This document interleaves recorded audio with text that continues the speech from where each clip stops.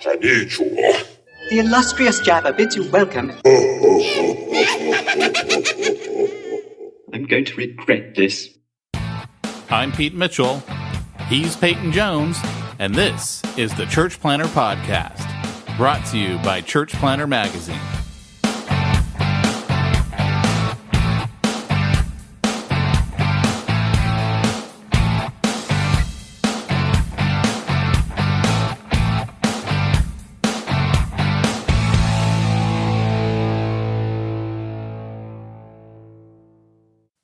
Hey, Church Planter, this is Pete Mitchell.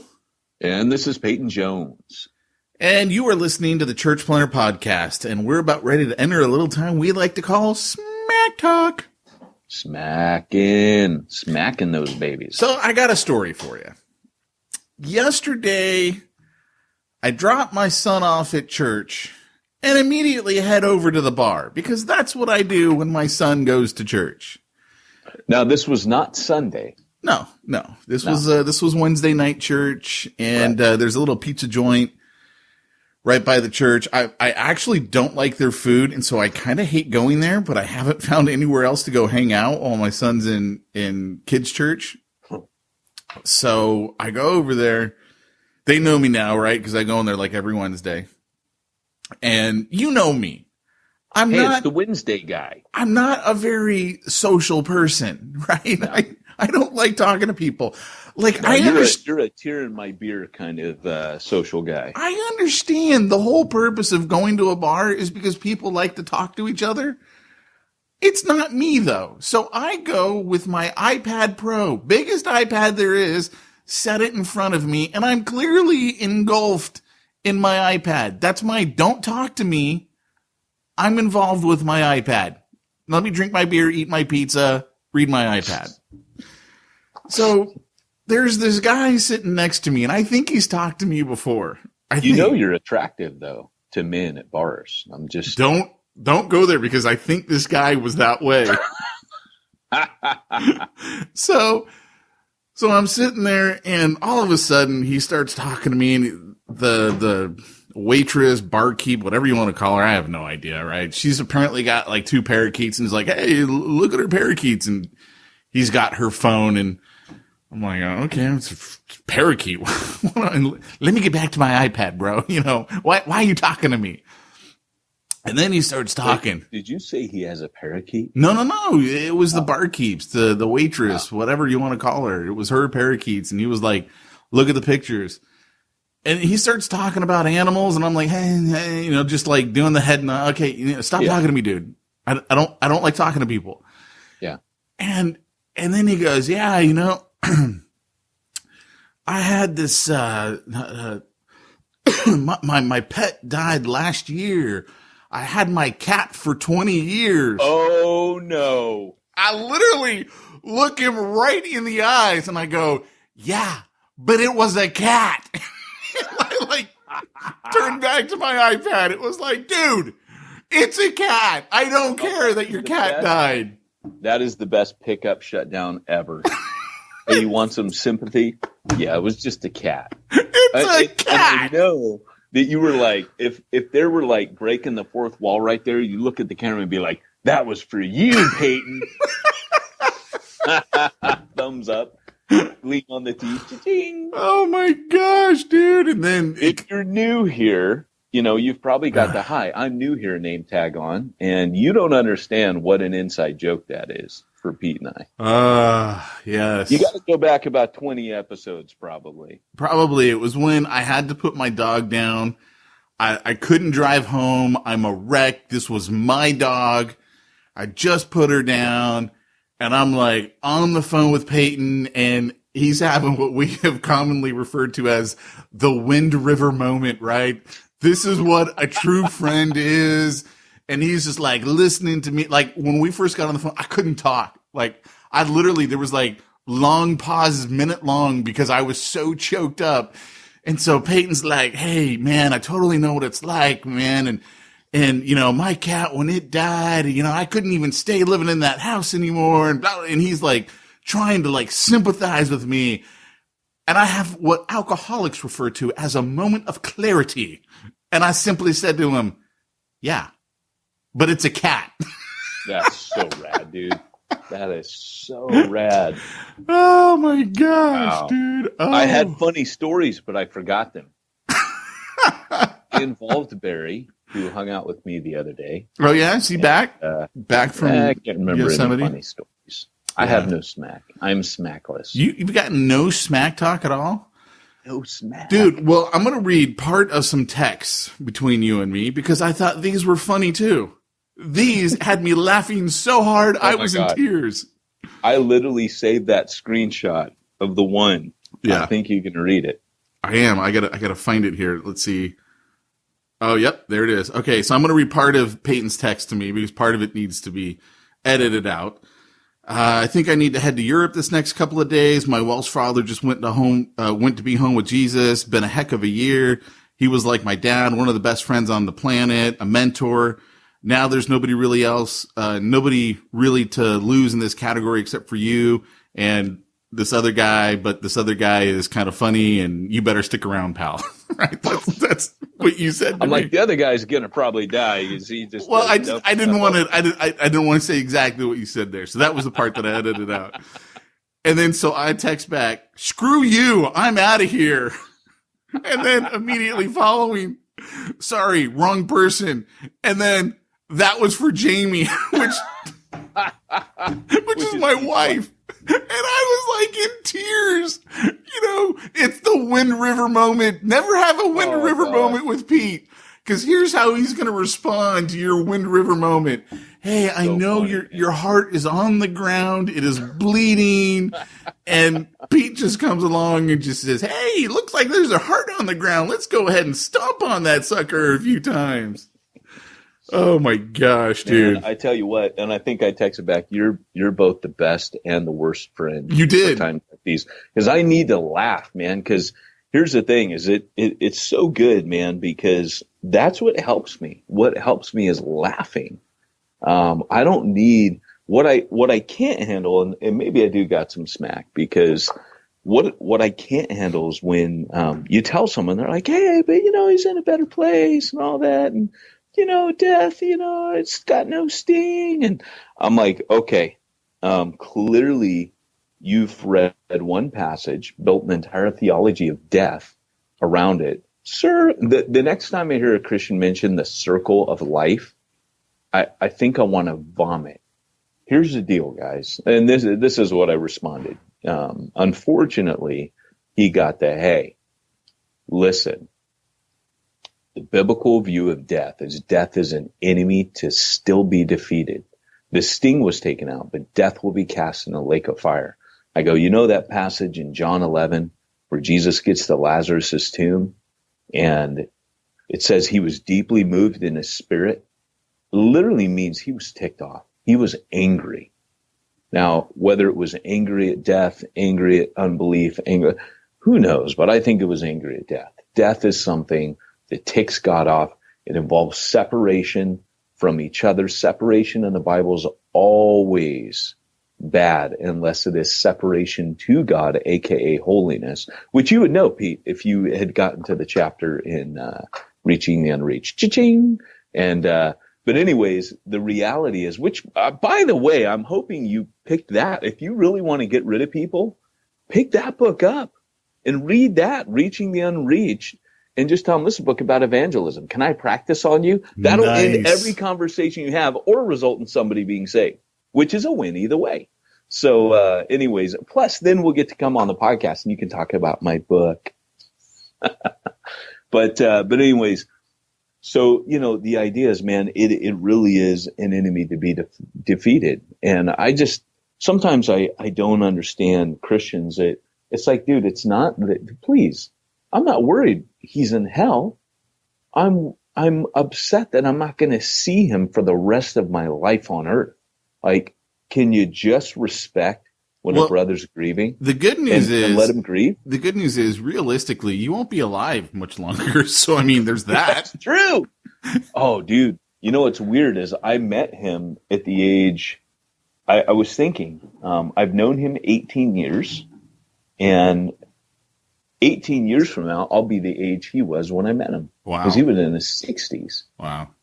And the crazy thing is, man, is that so when I first got to Lloyd Jones's church, he was there.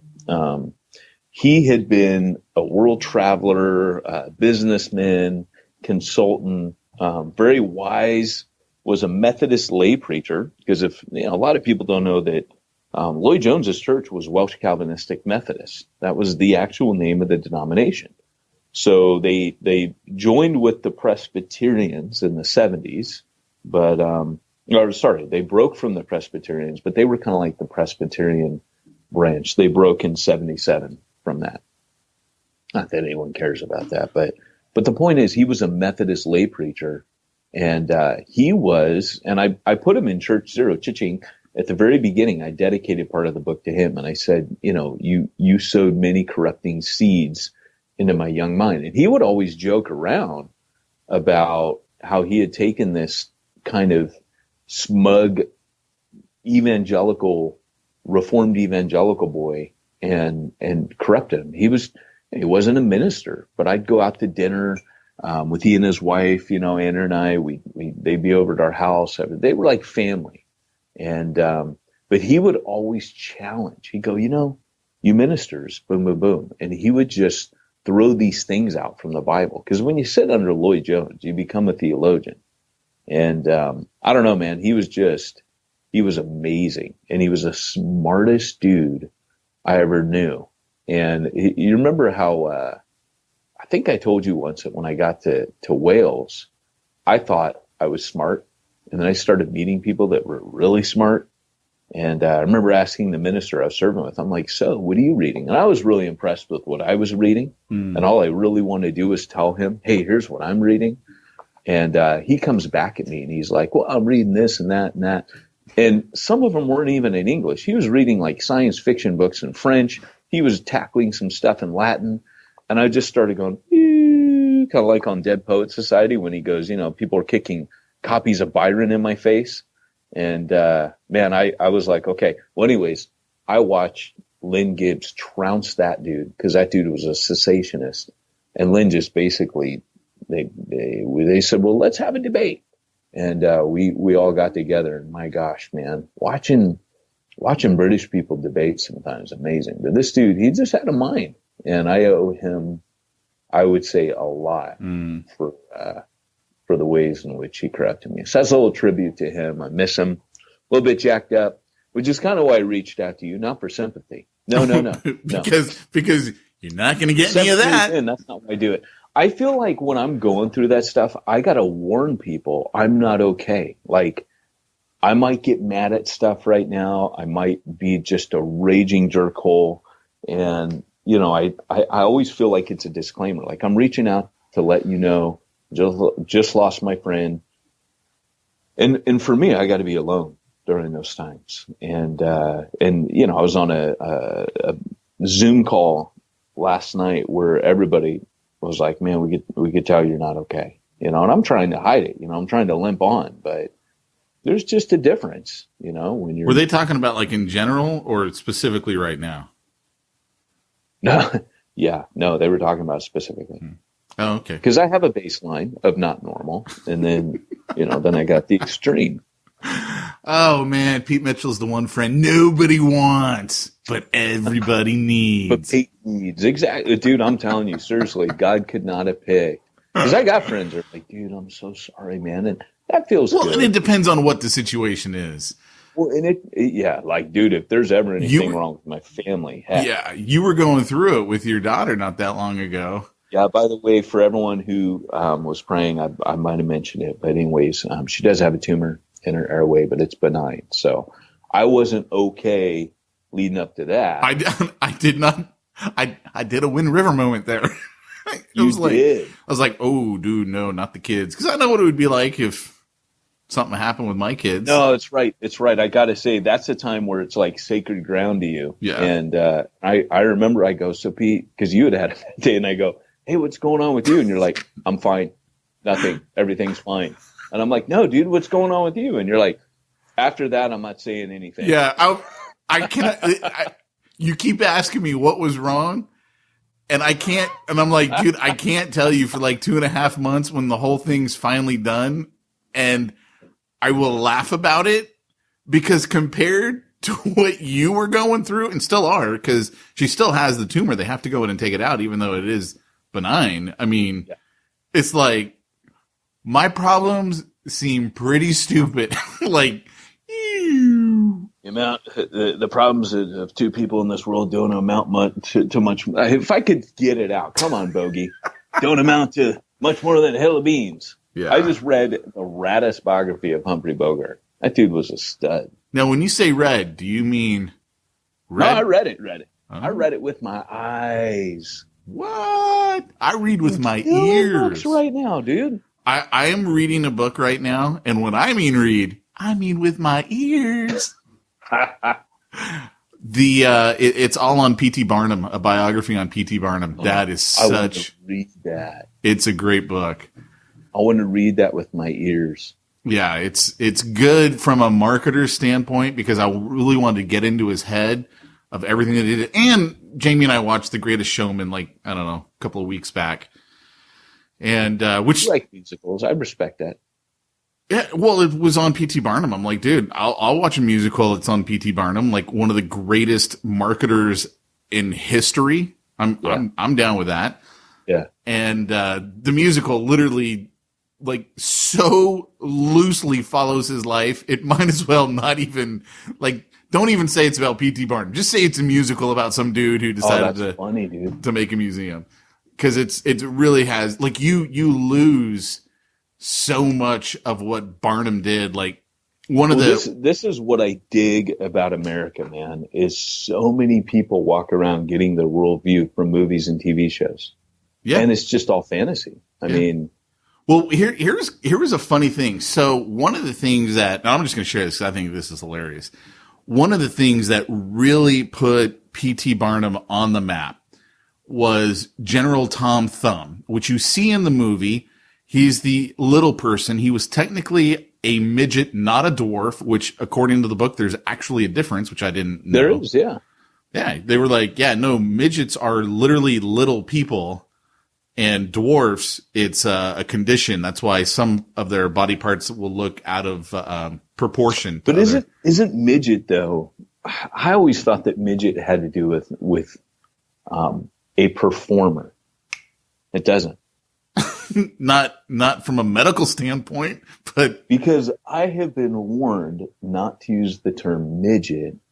I don't think because they say no, that's a derogatory term, which probably means is. That, huh? It's probably considered derogatory. Absolutely. I think it's morphed over time, but to which I usually respond, yes, I understand, but dwarves usually carry axes, so I'm not comfortable with that term either. Nice. It's not right. It's not right, Pete. You have to edit that out. I'm not. Nope. Never going to happen.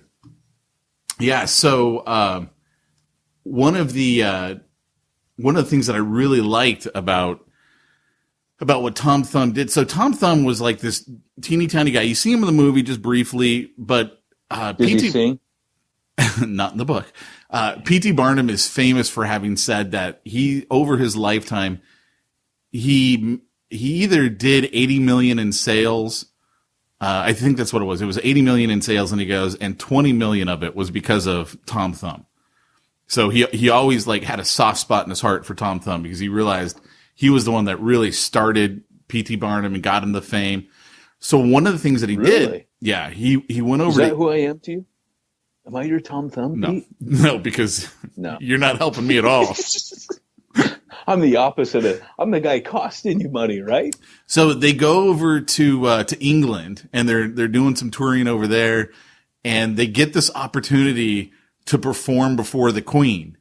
And so they're being told all of the rules: never address the Queen directly, never show the Queen your back. So when you leave, you have to back up, and so when the Queen asks you something, you need to like direct it to her man, and then he's going to tell it to her, even though they're all sitting right there, right? Like all these rules. And so, here they are, they're the brash Americans, and they come in there and finally they're like, okay, this is stupid. And they just start talking directly to the Queen. And like that's funny. Everyone in the room's like, but the Queen was like, didn't care. So here's the funniest scene in the book. So finally they're going to leave and Tom Thumb is there, right? And P.T. Barnum's like, okay, well, I need to not show her my back, so I have to back up to leave. And so he's backing up to leave, and Tom Thumb's doing the same thing, but his legs are so small. All of a sudden, he like turns around, runs to where P.T. is, and then turns back around and backs up a few steps, and then like has to turn around and run to where. And so he's doing that the whole way out, and everyone is just in stitches in the room. Oh my gosh! And I am like, why is this not in the movie? Oh this would have been the best. And then apparently, does he go before the Queen in the movie? Yeah. And he talks to the Queen in the movie. They're so dumb for not putting that in. Oh my gosh, it would have been. You would have thought it was made up, but that's what really happened apparently.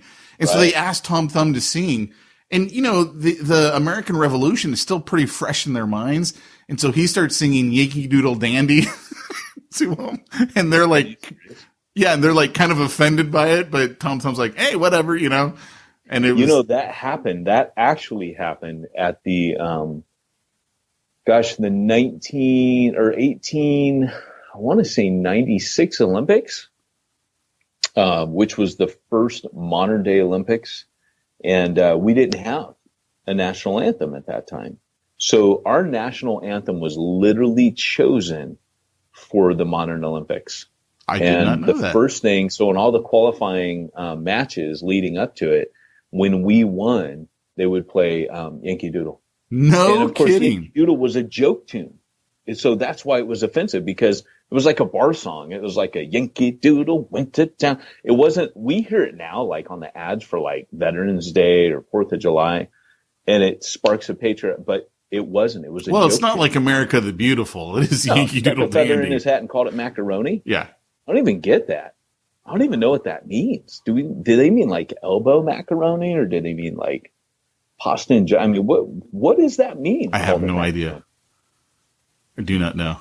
Maybe it was a derogatory. It was a way of making fun of Americans. Yeah. Well, let's actually give a little credit here to our sponsor. Welcome, you are. This week's episode of the Church Planter Podcast is brought to you by... Hi, I'm Scott Blair, church planter. If you are anything like I used to be, you probably woke up feeling alone and somewhat isolated today, wondering to yourself, why isn't there just one place that I can go to discuss the things I really care about, like bear attacks, Sir Mix-a-Lot, Game of Thrones, and even Christology? Well, I'm here to tell you such a place now exists. This is not make-believe. I would not joke about a thing like this. Pete Mitchell and Peyton Jones have created such a place. No. It's not heaven. They didn't create that, but it's the next best thing. The Bivo Ministry Inner Circle. And you can find all about the Bivo Inner Circle at bivoinnercircle.com. Hey, and by the way, guys, if you have not signed up to my newsletter, it's funny because that made me think of Bible Inner Circle. There's a guy in there named Jay Lee, and Jay is in Toronto. He actually was at the bombing across the street like minutes before. Not the bombing, the van. I mean, sorry, not the bombing, the car. Yeah. In Toronto. So, you know, it's been really interesting because he's been doing a series of meetings. He's church planning for a church that hired him, but he's going through reaching the unreached. And every week he posts pictures like, hey, here's what we did. Boom, boom, boom. And it is so cool, man. Like, because Reaching the Unreached is a book about really taking action on things that you think about. So it has to do with evangelism. If I were to lead a cohort for ministers to mobilize their congregations, I would start with the minister. And I would say, you first need to change. Don't even worry about mobilizing everyone else. You need to get out there on the front lines. Then you'll be convincing and aspiring enough to do that. But anyways, on that front, I am starting a prototype cohort to go through the book. If you guys want to join me on that, it's $50. I'm not looking to get rich off of it, for 3 weeks. And I know Pete's shaking his head like, dude, should talk to me. But here's the deal. Literally, I'm just doing it as a prototype. to see how it goes. So you be helping me out. There is a cost involved with it, but anyways, for 3 weeks, we're going to go through that book, and there'll be Q&A and all that cool stuff. So if you want to get in on that, go to peytonjones.ninja, sign up to my newsletter, or shoot me an email at newbreedcp@gmail.com and ask me to be included. I got a bad feeling about this. Let's get down to the nitty-gritty. So, Mr. Jones, what is today's topic? Today's topic is blessing your city. So, want to talk about blessing as kind of a posture and a stance, and what it means, what it doesn't mean, how you can ensure that you're doing things in a way that's being done in the way that Christ would do it. And a lot of churches nowadays are there for them. And I raise this question, man, I'm just quoting my own books all over the place. Cha-ching's coming out of everywhere. In church zero, cha-ching, I say that this generation is when they go to church, if they go to church, they ask a couple questions. And it is, are you out for me, or are you out for God? Are you out for me, or are you out for yourself? And so I would say a lot of churches say they're out for God, but they're out for themselves.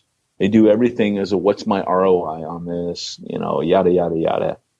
And what I would say right now that the world needs to see and will never grow old is when a group of people or an individual is there to bless them with no strings attached. If people cotton on to the fact that you're just here to get me to your church, and this is some like, hey, come to my church, hey, yada, yada, yada, like you're some kind of pastoral game show host, trying to get everyone's attention and dance on stage so people throw coins at you, then you've already lost with this generation. This generation's had enough of self-seeking religion and self-seeking religious leaders. They're watching TV, they're watching the guys flying around in their private jets, or looking at the exposés of people with multi-million-dollar homes. They're looking at all that and going, yeah, I see. It is what I thought it was. So when they see a church that's literally just there to do the thing that churches ought to do anyways, then it blesses them. So the other morning, I was at Starbucks, and when we went to pay, I think our bill was like $12. We went to pay. The lady in the Starbucks window said, hey, your bill was covered by the car in front of you. And we said, oh. And she goes, yeah. And we go, that's so cool. Like, why? And she goes, well, the car, it started with the car in front of you. Oh, and my wife had already said, she goes, well, look, pay for the car behind us. Because she was driving. I would never have said that. And she said, pay for the car behind us.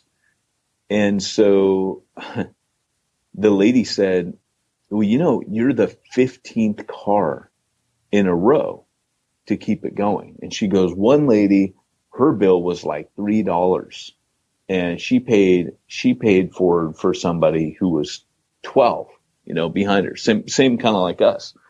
And so, I pulled out of the park. I said to Andrew, I said, I bet you anything a Christian started that. That's a Christian mindset right there. It's not that it had to have been a Christian. Could have been some do-gooder or somebody who was like, hey, hey, karma, be kind to me or whatever. But it's kind of like Jesus said, where your heart is, your treasure is also. Mm. I kind of tend to think that, it most likely was a Christian. And when I pulled out, I drove down the street and I looked up and I saw my sitting church, which was right there. And they had a big banner up that said, have a great day. And it just kind of struck me as that was a non-religious message. It wasn't something that they were like, hey, service time's at 9, 11 a.m. It was literally that they were saying, hey, we want to bless you. Like, that's a type of blessing. I don't think that we realize in our community, or even in the church nowadays, what it means to bless. So I just kind of want to unpack that, because I realized that banner was a blessing upon every individual, because they're right next to the freeway. They're near an on-ramp. They're just on the other side of Beach Boulevard, across from a very busy shopping mall. And there's a huge, right down the street from a community college. They are right in the middle of just a beehive of activity. And just to see that up there as everybody's stressed and trying to get on the 405, if you know that freeway, it's a beast. And just to have that somebody somewhere just took out of their time to put a sign up and said, have a great day today, which is very non-Orange County. It'd be like seeing a sign like that in New York City. And it just, even though it was just to have a great day today, it was, to me, it was the heart of God, because it struck such a discordant note in the tune of that society that you had to see God in it. And that's what blessing does. It literally, just like that Starbucks, blessing catches you off guard, and then it blesses you. You with me? So what you're saying is that blessing blesses you. Blessing blesses you. And, God bless you. But it does. It changes the way you feel. It suddenly, and I would say that actually brings a peace of God to somebody.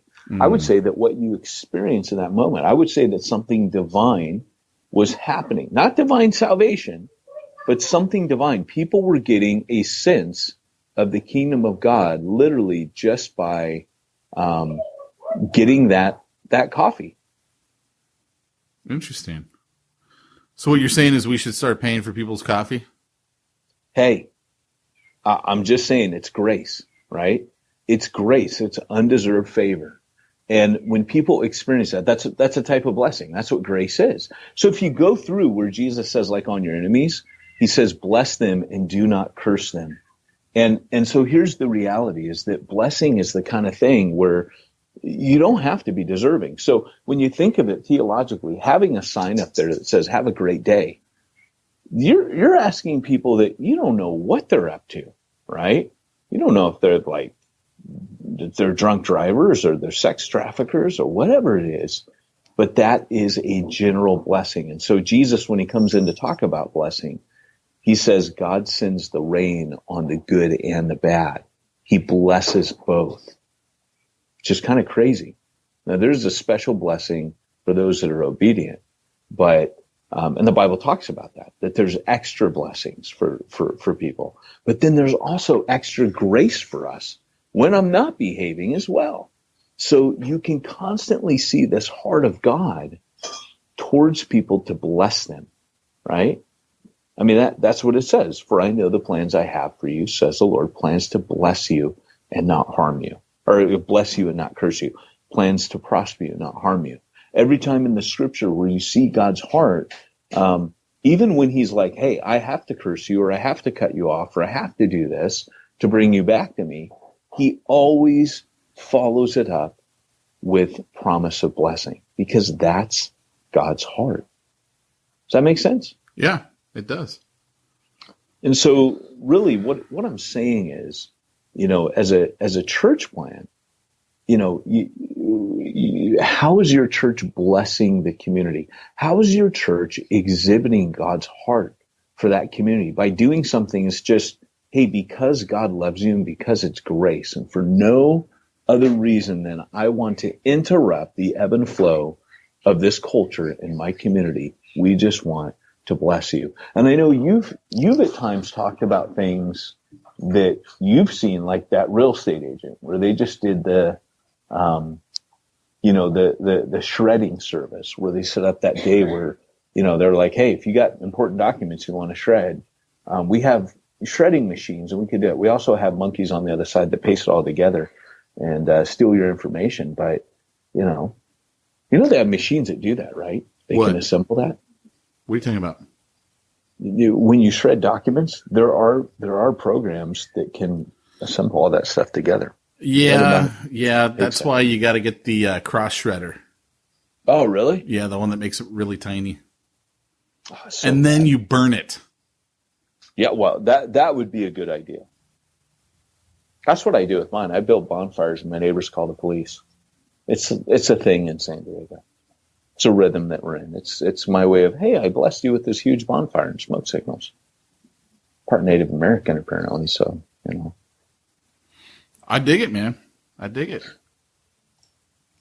So, you know, even Pete, like, this is how hardwired into society this was at the time of Jesus. Like, whenever you read in the Bible where they say shalom to each other, that literally was a blessing. So, like, the shalom was the opposite of being anxious. So the word in the Greek for anxious means to be pulled apart in different directions, almost like you're drawn and quartered by a horse. Like, it means to be separated or pulled apart. Whereas the word shalom means wholeness, health, and peace to every part of you. Peace to your mind, peace to your body. And the peace is, it has to do with everything being in the right balance, because it's where it needs to be with God. In other words, there's it's as life intended, as God intended life to be. So when Jesus says shalom, you know, when they're like freaked out and he says shalom or peace, he even says shalom to the storm. That's like a creation ordinance. Whenever you see in creation where God says, and then he blessed them, saying, where he blessed the animals, he blessed creation, he blessed the sun and the moon. All these things God creates and then he blesses. And that's his intention. That's the intention of his heart. So when you're blessing, what you're saying to people, and what was happening in that Starbucks and what was happening with that sign was, God's heart is for you to have a great day. God's heart for you is to know his grace and his love and an undeserved cup of Starbucks coffee. You don't even got to pay it back, but that's God's heart. Does that make sense? It does. Your thoughts? My thoughts are, I'm wondering if I shouldn't have told that guy that, yeah, but it's a cat. Maybe I should have just bought his beer. No, because we're pretty sure he was hitting on you. So I think that was a good shutdown. The reason why it made me wonder is because first he said it was his cat, and then later in the conversation it was Steve's cat. And I'm like, who's Steve? And is that what's going on here? So yeah. Sorry, that was totally off your blessing subject. No, dude, that's rad. I mean, look, there's a time for everything, right? You wouldn't be a soldier fighting a war and be like, I'm trying to think of how I can bless these people that I'm about, there's a time and place. So if a dude's hitting on you in a bar, or you think he is, that's good to shut it down. And I don't think he was hitting on me, by the way. I know we don't know that, but no. As Jamie would say, I don't even have a whiff of that coming off of me. It doesn't matter. You don't know that you're highly desirable. Hey, Pete, along those lines, hey, have you ever been in a movie? Oh, stop it. Sorry. Oh. I went there. I shouldn't have gone there. I'm ashamed. Well, I was a film major at Biola. What are all the things that Mr. Rogers said? I was a film major at Biola University, the foremost evangelical Christian college. Oh, that's so crazy. So, going back to that, really, it has to, when we started Pillar, it was funny because we were not looking at, I just remember at that time, I didn't want to do the church thing. And I was burnt out on the whole, get people come to my church thing. I didn't give a rip. I was like, look, if we're here, cause, we start out of the Starbucks, as you know, and, we're just meeting people where they're at. And I don't want to build the churchy church thing and have that burden of trying to get people to fill it up. So I just remember at one point, I was like, hey guys, cause I didn't want to do a men's study, didn't want to do a youth group. And I'd have people, that were like, hey, are we going to do this? No, because I was like, what's the point? Like, you went to those for years. What'd they do for you? Did they really help you that much?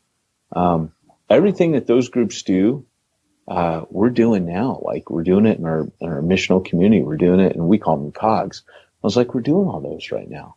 And, but the thing that we weren't really doing other than being in Starbucks was we weren't going out and blessing. And we met with the mayor and we said to her, hey, what do you need? And one of the things she mentioned, she said, I'm just, we're out of funding for things like this. But she goes, it falls back on me in the community when I've got an elderly woman who is dying of cancer and she doesn't have the money to pay for her hedges to be trimmed. But all the neighbors are complaining to the council that, look, this house is an eyesore. And she goes, I'm just one woman, I'm one councilwoman for this city or this borough, because it's a huge city and they divide it. So it's like a local mayor. And she goes, I mean, my husband sometimes will go out there, when my back's up against the wall, but she goes, you're the first church that's ever asked me, what we can do. Where was this? This is in Wales. Yeah, because that's not an American thing. No, she said, I've always been asked, like, hey, can you put our church thing in your newsletter that you send out? She goes, everybody's asked what I can do for their church.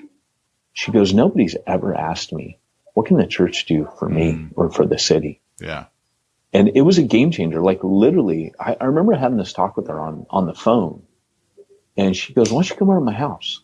And so me and my team, we were sitting in her living room having this chat with her. And she works, she's in the mayor's office, man. Like I just remember sitting there. I hadn't read any books on this. It was just something that I felt. And funny enough, I was reading one morning where Jesus says that, when you throw a banquet, don't throw it for those that can repay you. He says, do it for the poor, the crippled, the blind, and the lame, and your Father who sees in heaven will bless you. And so I kind of took the team aside and said, look, guys, we're not doing this to get people to come to the church. So you just make sure when you're having conversations with people, whether it's that individual in that house, that we want nothing back from them, like literally nothing, no pressure. They're in a bad situation. We want to bless them. This is God's love to them. And that, if anything, just know God loves you. And this is what grace is. It's just him giving, and he's given so much to us. He's forgiven us. If you want to have those conversations, great. Make it about God. Do not make it about the church. And it, not only did it feel good, and to be honest, nobody that I know of ever came to the church through that.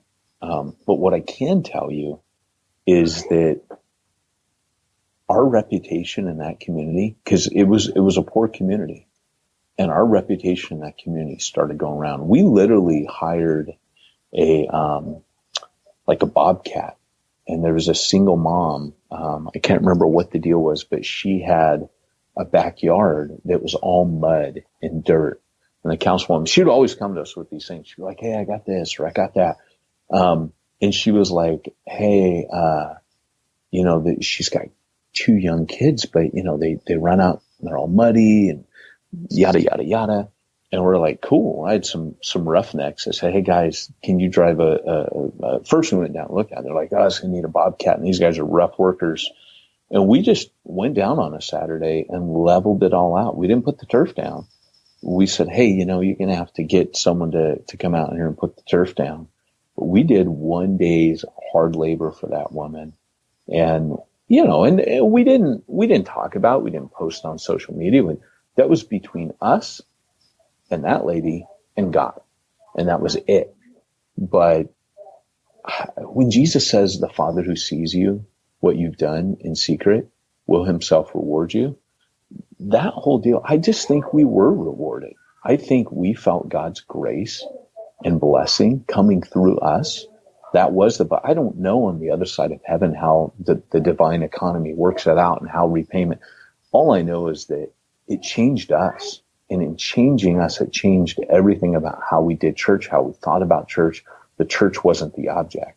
And I think when the church becomes the object and not blessing the people around you, and I don't mean do-gooding, I mean literally grace, that you're exhibiting and embodying the grace that you're going to preach, because you've got to preach. You know what I mean? Yeah, you know, it's kind of funny that you mentioned this, because I'm about ready to throw a church under the bus, but I mean it with the best intentions. So my daughter's in preschool, and she goes to the same preschool that my son went to. And the interesting thing is, it is a church that has a preschool, and that's how they, you know, make their a big part of their income is because they've got this preschool. And they also say, I think someone said, it's their way of reaching the community. And it might very well, in fact, be, which is awesome. Fantastic. You know, you and I are big fans of making money and reaching the community at the same time whenever possible. I mean, that's cool. But here's the thing, man. It is in a rental community, like all around them on every side are apartment complexes. And the street is packed with cars. You cannot find a parking spot on the street. And they have this huge parking lot that is empty and has a big sign that says church parking only. And all I can think of every time I pull in is, what is this saying to the community? There's us and then there's you. And unless you're one of us, you can't use these parking spots. And I'm like, if you really wanted to reach this community, take Peyton's idea of the permit, right? We'll give you a free permit. You got to give us your contact info so that we've got it. And, you know, you probably have some rules, like you can't just park it here we're not a storage facility. We're not here to store your vehicle.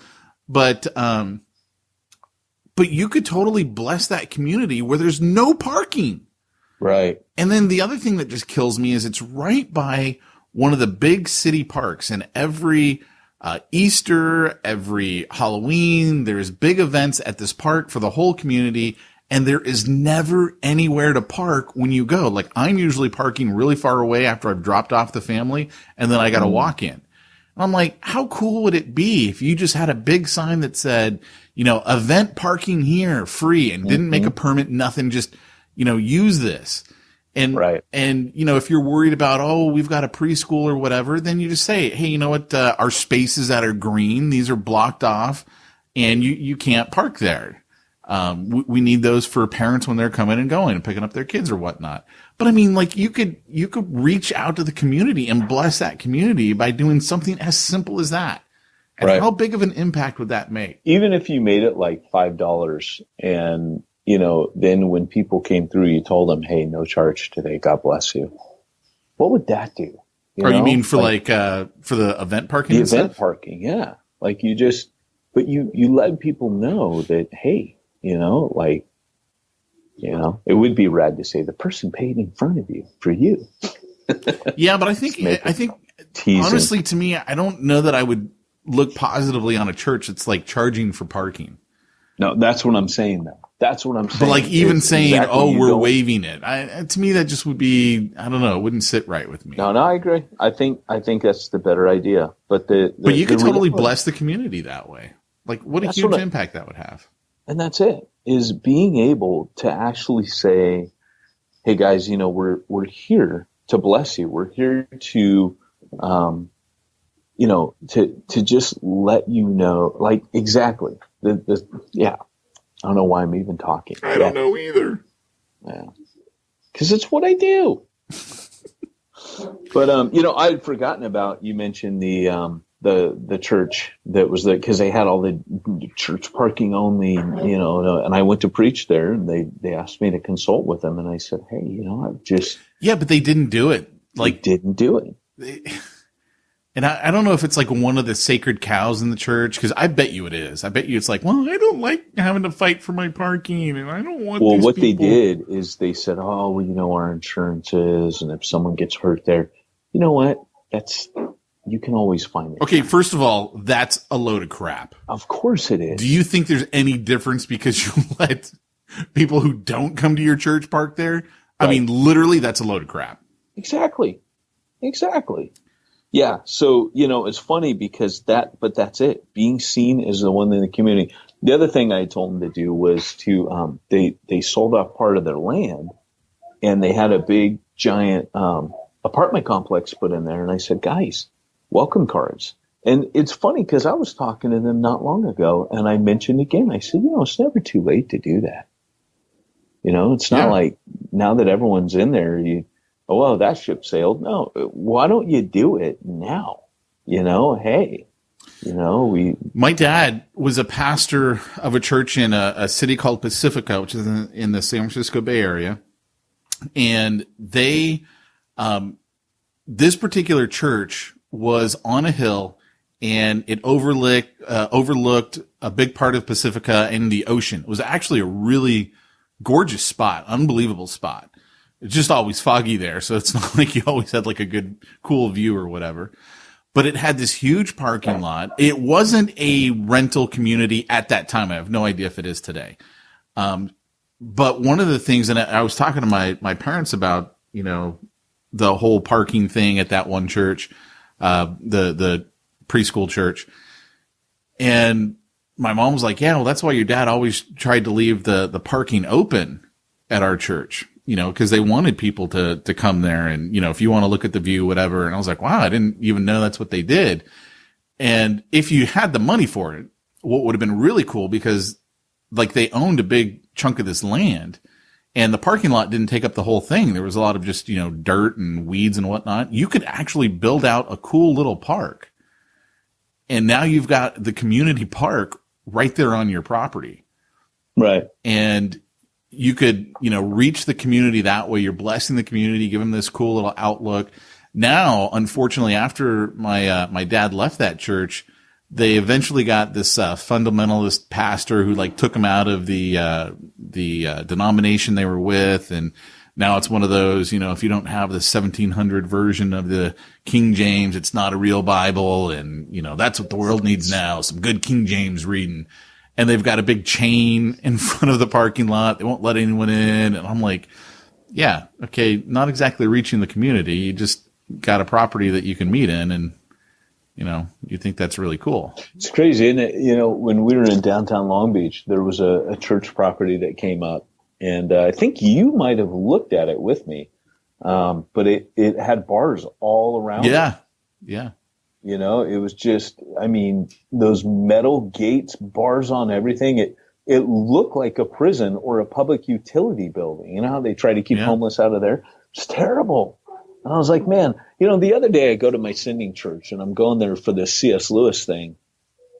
And when I get there, they've got tons of people come to this. This guy's like one of the few people that can perform this C.S. Lewis. And as I look at, on the outside the building where the exit is, there's a homeless guy on the ground and he's sleeping. And he's sleeping up against the wall. And it's just kind of trippy because, no one's asked him to move. He obviously spent the night there. And I was really blessed by that. Okay, it was a little creepy, if my wife and kids were sure, of course. Walking through without him there. But it was a blessing. I was like, man, I'm so glad that guy's there. And they're not like, hey, man, we got this big event for Christians going on here. It was like, hey, man, you need a place to sleep it off?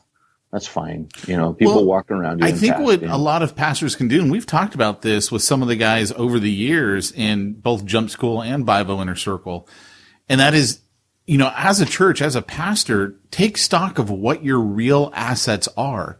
Because a lot of times we don't even realize the assets that we have. Like a parking lot is an asset. A building, if you've got one, is an asset.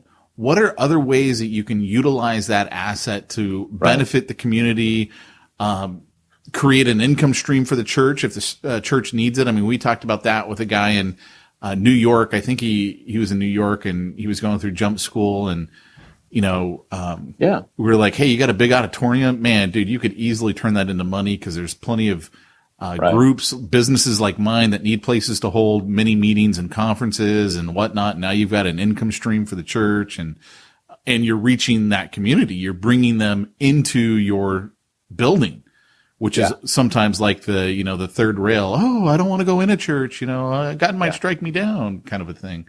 So here's the other thing is advocacy. You can be an advocate for groups that have nobody. So for example, I have a daughter with special needs.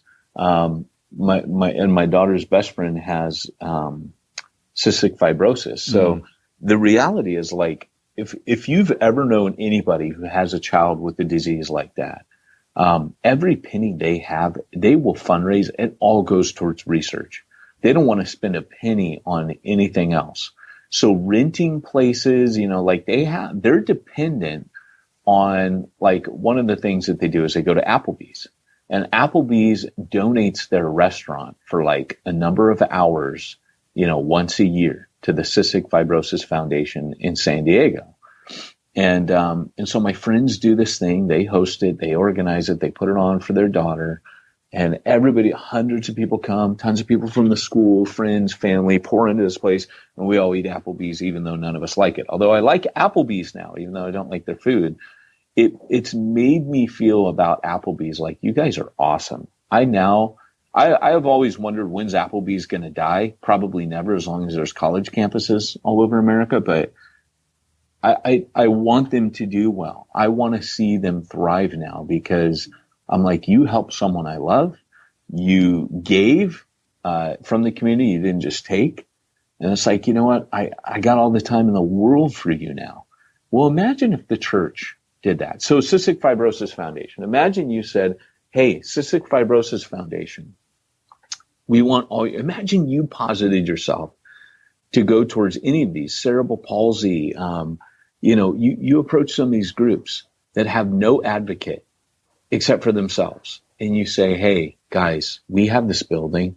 We know you're not spending any money on overhead. If you need a place to meet, guys, you come meet here.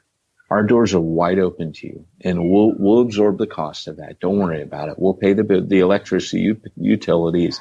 Just let us be a blessing to you. We appreciate what you're doing.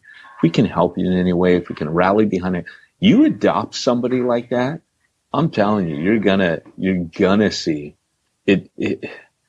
You're gonna see people pouring through your doors because you're preaching grace before they've ever heard your preaching. Yep. Big time, man. Especially with this millennial generation of wanting to give back to the community, the nonprofit, stuff like that. So if you lead with that, you're going to reach people that literally no one else is reaching. Absolutely. And imagine, you're sitting down at the table and you're a millennial and your little sister has cystic fibrosis, and your mom is saying, hey, can you believe that? This guy called me up from this church, and he said, hey, we just want to let you use it free. Whenever you need it, it's here for you. We love you guys, and sorry to hear what you're going through, and want to help you and be a blessing to you. No strings attached. Just when you guys need a place to meet, you shouldn't have to pay for it. Come meet here. Boom. And that millennial is going to be sitting there going, wow, it's kind of different. Those guys sound cool. So where do you think that family's going to go when they have problems? Exactly. Right? I don't mean on a Sunday morning. I mean, they're going to pick up the phone and say, hey, do you guys do counseling? Yeah. Our family's going through a rough time. It's just, you're not expecting that in return. That's the whole point of blessing, having that attitude of blessing. And guys, on a personal level, what if you said, hey, I'm going to bless one person a day in my life. I'm going to bless one person. I don't care what it is. Maybe you are that guy that kicks off the Starbucks line. Maybe you're the person that buys a homeless dude some food. But it would start changing you. God, it says, and the Father himself will bless you. And Jesus says, do the stuff not seeking any, go after the poor, the lame, the blind, the crippled.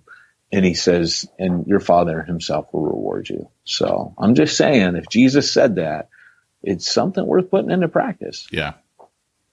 All right. Well, guys, hey, Pete, with all that blessing and all that you're doing, you really don't have time to do the church finances. Nor do I enjoy doing the church finances. Well, that's good, because there is someone out there, Pete, who can help you out. And they're known as Simplify Church. And you can find them at simplifychurch.com. They'll do your accounting, bookkeeping, and keep you compliant with the IRS for a low monthly price that they offer to church planners. I like it. Where can I find out more again? SimplifiedChurch.com. And by the way, Pete, they also just rolled out a new giving portal. You know, we used to advertise MoGive, and I'm just saying, Simplified Church now does that too. What? Oh, yeah. So head on down to SimplifiedChurch.com and tell them that Peyton and Pete sing it. Well, you've been listening to the Church Planter Podcast. This has been Pete Mitchell and Peyton Jones reminding you, if you want to reach ones nobody's reaching, you need to go where nobody's going and do what nobody's doing. I made my money the old-fashioned way. I got run over by a Lexus.